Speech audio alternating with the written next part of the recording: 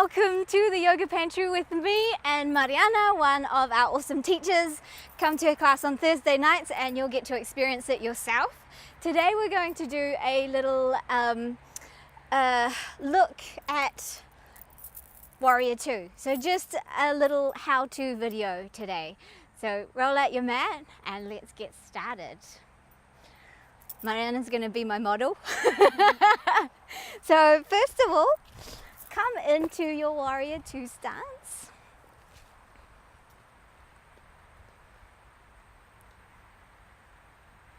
And so this is the question that I get asked a lot, is how wide should I step? What would you say? I usually suggest to extend the arms and then first in a wide position, kind of wrist over the ankles. But of course that will depend on how long your arms are, but it's just a suggestion. Yeah. Exactly, that's what I say too. And it does depend on your limbs and the tightness that you have. But a good gauge is wrist over ankles if that feels comfortable for you. And then you can go ahead and turn your front foot forward. And so depending on how your hips are built, you might prefer heel to instep or heel to heel. It really depends on you. Don't let any yoga teacher bully you into a perfect alignment, because what's perfect for one person might not be perfect for you. You really got to start to get to know your body and feel into it and find what feels good for you. So for you, what do you prefer? Heel to arch. Same. And then we're going to make sure that our back foot is either pointing straight to the side of the mat or slightly forward and not out, because then you're going to pull your knee out. Again, it depends on how your hips are built, whether they internally rotate a lot more or externally rotate a lot more. And then to get into our warrior, we're going to bend this front knee, and you don't have to come all the way down like this into a perfect shape. You can have a nice shallow warrior. It again depends on the tightness. Once we get our feet situated, connecting down here into our big toe, little toe, and across to the edges of the arch and down of the heel and down through the center. You should have this foot alignment in all of your poses, and also drawing up through the arch. So this energy comes from the foot all the way up. The knee is tracking over the toes, and the best way that we can make sure that that happens is we grab the muscles here with our body, or physically if you want, and you roll it up and open this way towards me.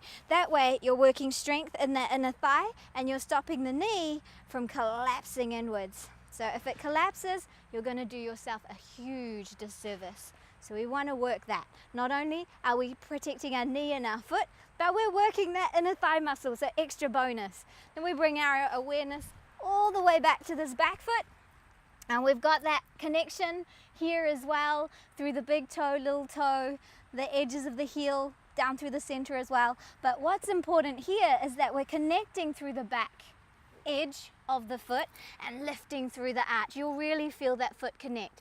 Try not to grip your toes into the mat. We've got the ball of the foot working for us, and we've got the heel as well. You feel that energy rising up through that inner thigh. Your legs are beautifully supported. Then what happens is people try and adjust their hips to open to the front. Look what happened to her knee. It collapsed because her hips are not open like that. Yours might be, and you might be able to have more of an open hip to the front of the room, but both myself and Maru have hips that need to be a little bit more on a 45-degree angle, and you can play with that and see what happens with that front knee. That's going to tell you where you need to be. Is there anything you want to add? Throw it in if I've forgotten something. No, I think good instructions. Thank you. Yeah, just make sure both legs are nice and strong, engaged. Yeah, we work our poses, all of our poses, from the ground. The ground is where we build our foundations, like any good building.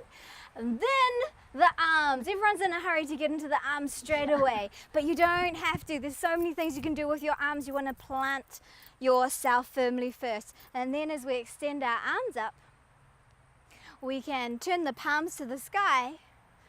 That allows the shoulders to drop down, so you can loop them up and down and just let them drop down. What happens though when people try and draw their shoulders down is their rib cage pops open. So you want to bring the rib cage in. We've got that lovely connection of drawing the belly button just gently to the spine and softening our rib cage down.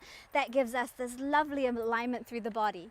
So for those of you who are lucky enough to not have super open hips and you're a bit more on a 45-degree angle, you can work a little twist in by opening up the back rib cage to line up with the back leg, and so you get a little twist, and this gives you that illusion that you are actually facing the side of the mat.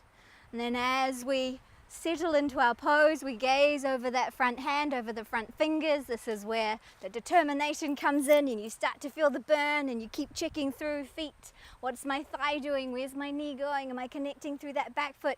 And you use your ujjayi breath and breathe and find that strength and stamina. How does it feel? Good. My legs are burning though. Okay, I'll let you come out of that. And that is the basics of how to plant yourself into a good, successful warrior two. Is there anything you'd like to add? The only thing that I sometimes notice is that people want to go where the knee is going. So I would always say shoulders above the hips, because you just want to go. Yes! So that's Such a good point. They try and chase the warrior out there. It's like, no, stay grounded. Plant yourself down, stay grounded. You want to be centered. But yeah, exactly. We see this a lot in yoga classes. And this is cool when you're about to move into your extended side angle, because you want to start to create that shape. But for now, Warrior 2 stays centered, because we want to connect through both feet. When you chase, you end up putting all of your weight into your knee and into that lower limb, and nothing much happens on the back. Keep it centered, you feel the weight distributing, you can spread the ground apart with your feet, you can use the energy of the earth to bring it up and bounce it back up and feel nice and strong and solid and connected. Yeah, good tip. We are just going to end it there, not bombard you with all the other variations. We'll do those in the next following videos. Thanks for joining us. bye.